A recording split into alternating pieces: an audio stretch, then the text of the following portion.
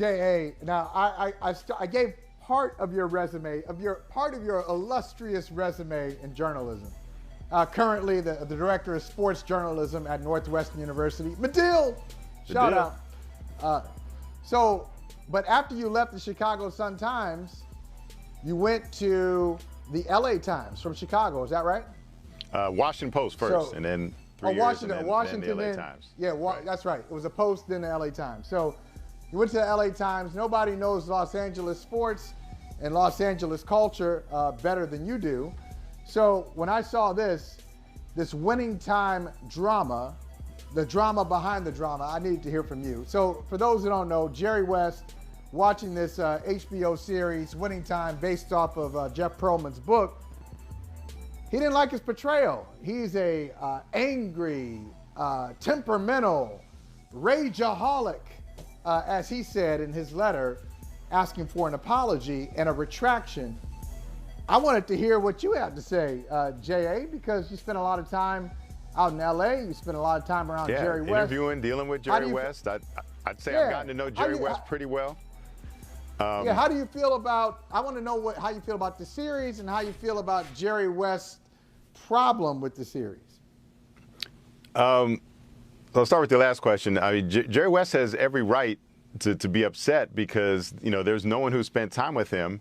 When I see that character, none of it says Jerry West to me. From his look, his demeanor, his behavior, breaking stuff. Like one of the first times we see him, he breaks a putter and storms off the green at the country club. Throwing a trophy through his window at the office because he's upset that they're going to take Magic over Sidney Moncrief. Having alcohol on his breath at the office. None of that is Jerry West. Now he has his own, quirks and all kinds of other things. And he's talked about it, right?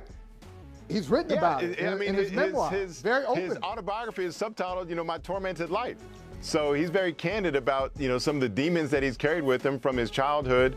And, people that cover him in the league are very well aware. But the way he carries himself, the class with which he demonstrates, and I think the care with which he has built up his name and reputation to the point that he is the logo, and the NBA has never had to apologize for having him serve as the league's logo. This is something he does care about his reputation and his public persona, and he has every right to be offended and hurt and to seek some type of retribution for the way he's been portrayed. It's unfair. And the thing about it is that, and the reason I won't just say, oh, well, it's artistic license, it's just a dramatization. We can do whatever we want. I think that's a cop-out on behalf of the producers and the production team for this, because it's so realistic in so many other ways.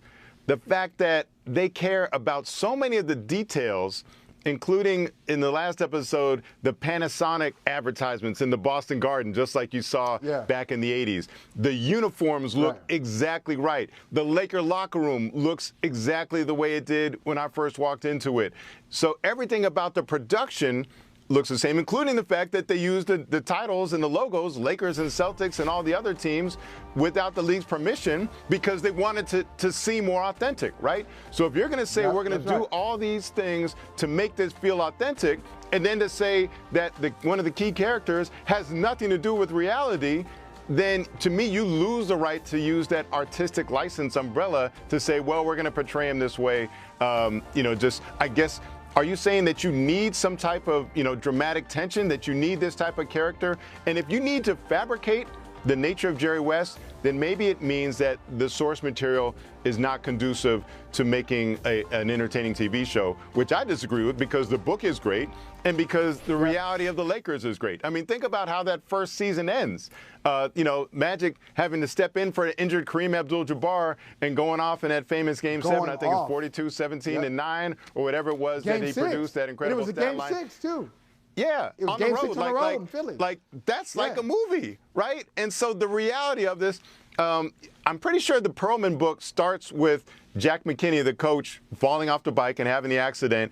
And if you think about it, Michael, that's one of the most pivotal moments in the history of the NBA because it leads to Paul West had taken over. More importantly, it leads to Pat Riley coming out of the broadcast booth. Also, the way they portray Chick Hearn is really wrong as well. But it leads to Pat Riley coming out of the broadcast booth, joining the Laker bench, of course, eventually becoming the head coach. And that affects not only the Lakers, but because of the reputation and the success he had there, he goes to the Knicks and has the best stretch that the Knicks have had since the, Clyde Frazier days back in the early 70s. And then he goes to Miami, and look what that team has meant to the league. I think it's, 4 championships that he won in Miami. And so none of that happens without that bicycle accident. So that affects 3 franchises. And, just by the extrapolation, how many other teams in the league did the ascension of Pat Riley mean to the NBA? And it starts with that. So, you're going to tell me that bicycle accident, that pivotal moment in the history of the NBA, isn't a dramatic enough way to start your series? Instead, they started with Jerry Buss walking through the leftovers of an orgy at the Playboy Mansion. So that just shows they're showing you right away that they're going for the sensational rather than the reality. That's how the show started. The first season, he wakes up in bed with a woman and then walks out, and there's all these naked people in the living room. Come on. Now, listen. Now, come on. We've known each other for a long time, Jay Adande. So I agree with you. I'm on Jerry West's side. I understand why he's upset. He should be upset, all that. But if a director, if you're a run-of-the-mill director, writer has, I got 2 options. I can go with Jack McKinney falling off that bike. Or, hey, I got somebody in bed after an orgy. Let's see, which one's going to grab you by the lapels? I think they're going to go with the latter. That's just the way it's going to go, right? So I understand why they're reaching for the sensational elements. But I don't understand why this one. Why Jerry West? Why Jerry West? Okay, you can keep Jerry West as is. And all the great things you said about him, all the things that we know about him as basketball fans. Keep Jerry West as is. And then, turn up the party scene. Turn up something else. Instead of he was with 3 women making 6. This guy cussed this guy out. Forget about cussing out. Have him throwing punches. Whatever it is. But why would you take somebody like Jerry West and turn him into a monster? I don't get it. It's a crutch, and I have no, entertainment production background, right? I will say this. How long were you in LA? How long were you at the LA Times? I was in LA. I was at the Times for 12 years, and then, or 10 years, and then 10 years at ESPN. So I spent a good 2 decades back in LA as an adult. That's what I'm saying. That's why I said, the LA culture. Michael, that included seeing Jerry Buss out and about. So the Jerry Buss portrayal, it's not as egregious as Jerry West. I will just say it's more exaggerated. Jerry Buss was actually pretty low key. Even though he kind of had this Playboy lifestyle, but he was pretty subdued guy, and he's a lot more boisterous. But I will say in John C. Reilly's portrayal, I see elements of Jerry Buss in it. It's an enhanced version of Jerry Buss. I really like Solomon Hughes' portrayal of Kareem Abdul-Jabbar. I think he catches the cerebral and, yes, aloof aspect of Kareem Abdul-Jabbar. Now, again, why wasn't that good enough? Why did they have to have him tell a little kid to F off, which is what they had him do in the show, which Kareem says he never did.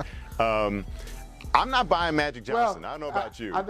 I think they probably combined, Kareem, as you said, Kareem was not the most popular guy when he played. So the cerebral, aloof Kareem in real life, then the airplane Kareem when the kid comes back. I've been hearing this since I was at UCLA. Tell your old man dragging around Lanier up and down the court for 48 minutes. For 48 minutes. So I think it combined those and then went to something else. But there are going to be many. I think there are going to be many Lakers who, because it's LA, man. There are going to be many Lakers who want their own opportunity to tell the story of that era. I know Magic has something coming out pretty soon. It's dropping tomorrow, coming on Apple TV Plus. So that's why I had the If It's Magic, which is also a shout out to his short-lived late night talk show, remember? But the highlight of that show, the very first night, he had Whitney Houston come out, and she sang "If It's Magic" to him on the set. And then that was it peaked right there, and it kind of all went downhill after that. But it was a great moment. And so we'll see what moments, it'll be interesting to see.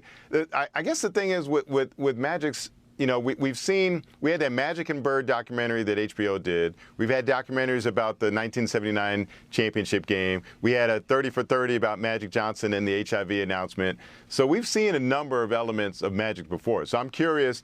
It's almost like, what more can they tell us? But that's what I'm curious about. Like, okay, what more can it? Really more that maybe they tell us more about post 1991, right? Like, I think we've seen everything from 1979 to 1991 covered. I'd be more interested if they showed us the last 2 years, or the last 2 or 3 decades. That's a great point. I'm going to answer that question. What more can they tell us? I think these documentaries do well when people are just honest and unfiltered.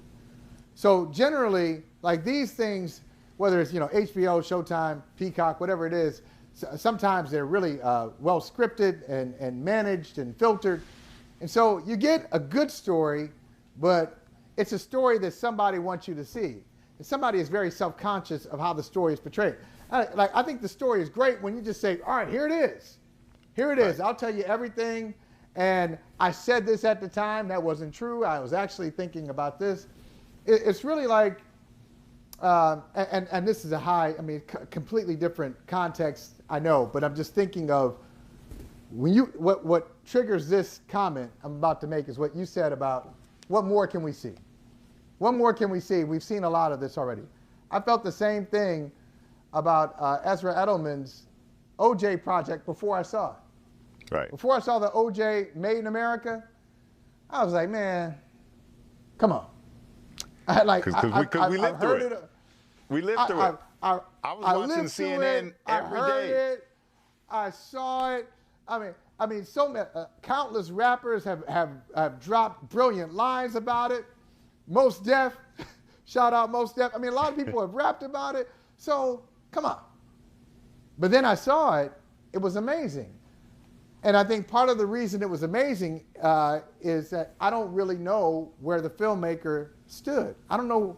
It wasn't slanted. At one point, I'm like, oh, is he pro-cop? No. Right. Is he anti-cop?